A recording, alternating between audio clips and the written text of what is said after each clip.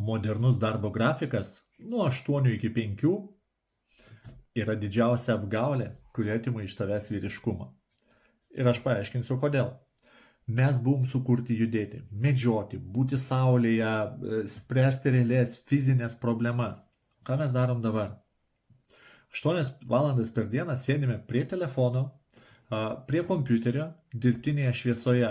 Mes aukojam savo kūną, savo energiją ir savo sveikatą dėl stabilumo? Manai, kad tai normalu? Mūsų kūnai taip nemano.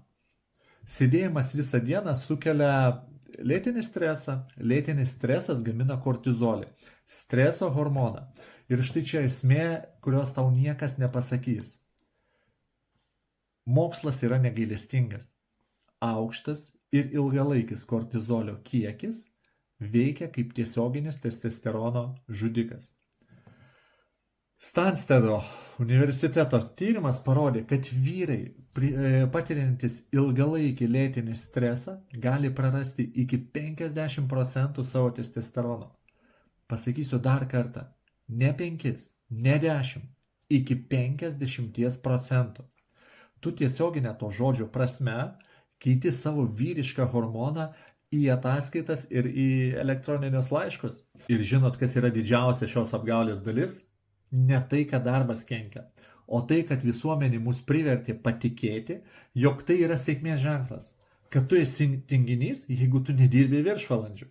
Kad tu esi keistuolis, jeigu per pietų pertrauką išeini pasivaikščiot, o nevalgai sumuštinį prie savo stalo. Ir jie normalizavo tai, kas iš tikrųjų mus žudo.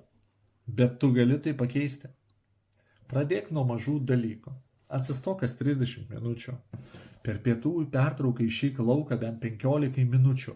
Gauk saulės. Grįžęs namo negriūk ant lovos, o padaryk 10 atsispaudimų. Susigrąžink kontrolę. Pradėk maištauti prieš sistemą, kuri vagia tavo sveikatą. Tavo energija ir tavo testosteronas yra tavo turtas. Neleisk, kad jį atimtų. Parašyk, paspausk sekti ir parašyk, jeigu nori sužinoti daugiau.